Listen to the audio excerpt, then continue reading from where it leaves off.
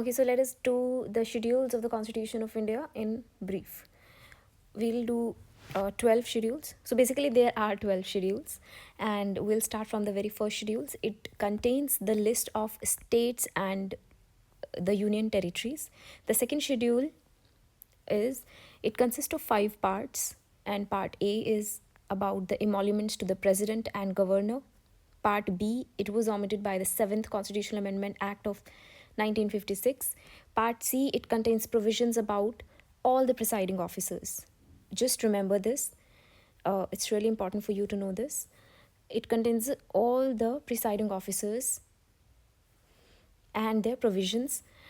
Presiding officers are like speaker and deputy speaker for Lok Sabha and at the state level, that is for state legislative assemblies, and chairman and vice chairman for Rajya Sabha and state legislative councils. State legislative councils are not in all the states.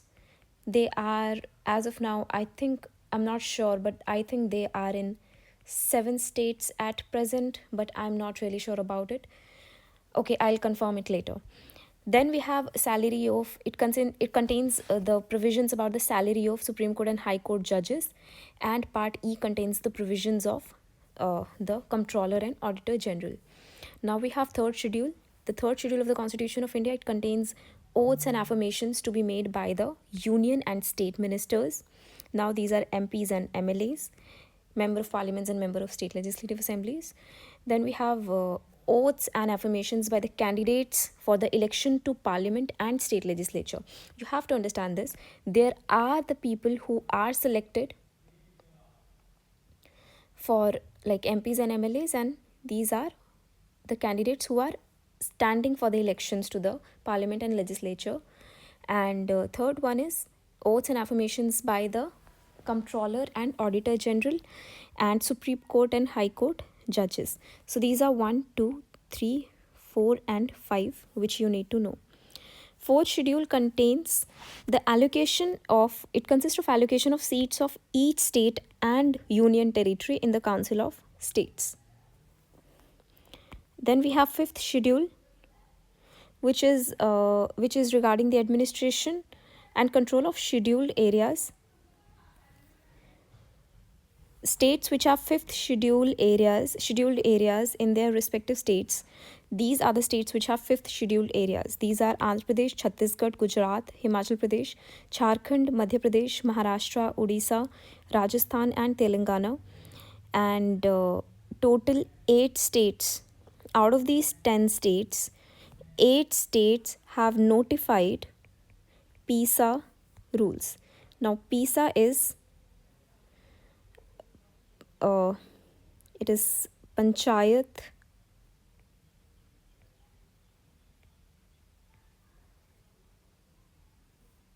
election for scheduled areas. I'm not really sure about it.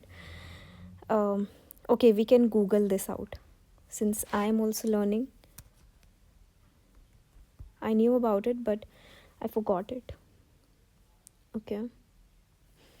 Let us Panchayat extension to scheduled areas. It is an act. Extension to scheduled Areas Act of 1996.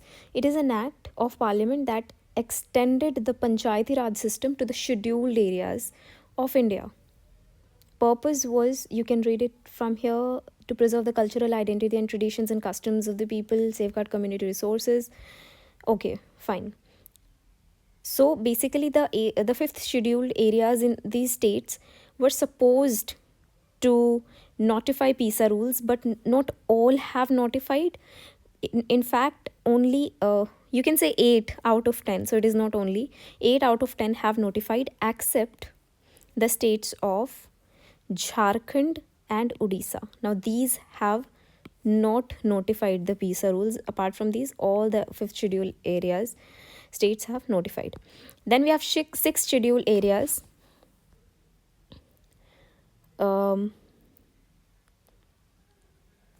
it deals with administration of tribal areas of Assam, Meghalaya, Tripura, and Mizoram. And it is under Article 244, Clause 2.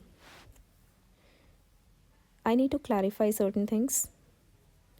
Sixth schedule of Indian Constitution. The sixth schedule of the Indian Constitution provides for the administration of tribal areas in... Okay, it is correct.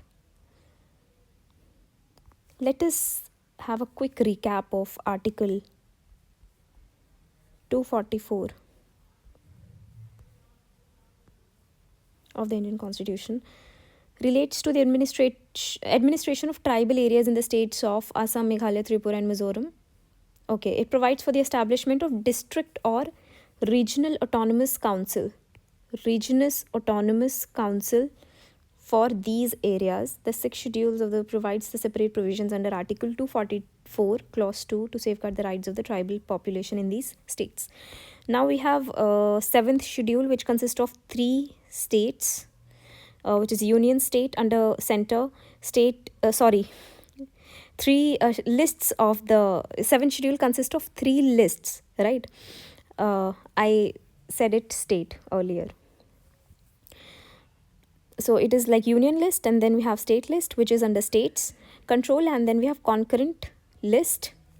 I think union, that is center, will have upper hand over this, but again I need to confirm it. Then we have eighth schedule, which consists of 22 languages recognized by the Constitution. You can have a look at all the 22 languages. These are Assamese, Bengali, Gujarati, Hindi, Kannada, Kashmiri, Konkani, Malayalam, Manipuri, Marathi. Then we have Nepali, Odia, then Sanskrit is there, then Sindhi is there, then Tamil is there, Telugu, Urdu, then it is Bodo, then it is Santhali, then it is Maithili, then it is Dogri. Actually, earlier also I preferred to learn all these languages, and in fact I learnt them, but now I forgot. So how I learned them earlier is, I remember that with the letter M, we have 5 languages. That is Malayalam, Manipuri, Marathi, Nepali and Maithili. With the letter K, we have 3 languages: Kashmiri, Kannada and Konkan. And with the letter S, we have 2 languages, Sanskrit and Sindhi. With the letter T, we have 2 languages again, Tamil and Telugu. And apart from this, I don't think we have anything. Then we have just single letters only, that is Assamese, Bengali, Gujarati, Hindi, Odia, Punjabi, Urdu, Bodo. Okay, with B we have 2 again. So B, say we have 2, Bengali and Bodo. And then for D we have 2. And for S, please pardon me for this, for S we have 3 languages. Please, it is includes Santhali as well, Sanskrit, Sindhi and Santhali. And apart from this, I think we have just like 1 letters. Like, this is something which I think used to remember, and at that point I could remember, but now I again forgot. Then we have okay, there are certain languages which were added by the constitutional amendment, and we will discuss about this now. The 21st constitutional amendment of 1976 added the language Sindhi. 1967 it is.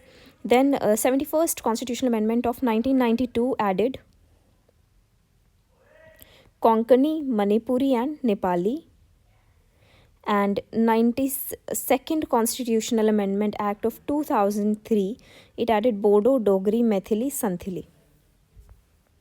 I remembered it back then, I still remember it now, using this, that this is 21 plus 71 is equal to 92, in order to learn the numbers of amendments which were like associated with introducing new languages to the 8th schedule.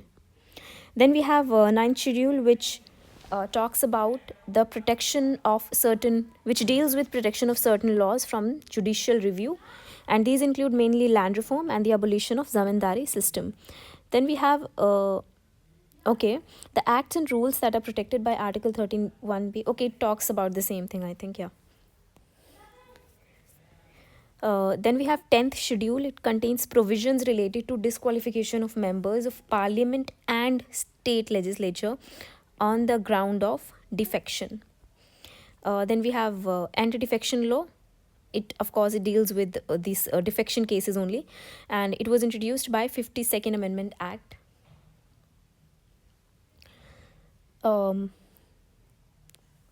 Then we have 11th schedule. It contains 29 subjects over which panchayats have jurisdiction, and it was added by 73rd Amendment Act of, I think, 1993, but again I need to get it confirmed. And 12th schedule contains 18 subjects over which municipalities have jurisdiction, and it was added by 74th Amendment Act of I think the same year, but again it needs to be confirmed. So that is all for a quick revision of the schedules of the Constitution of India. Thank you.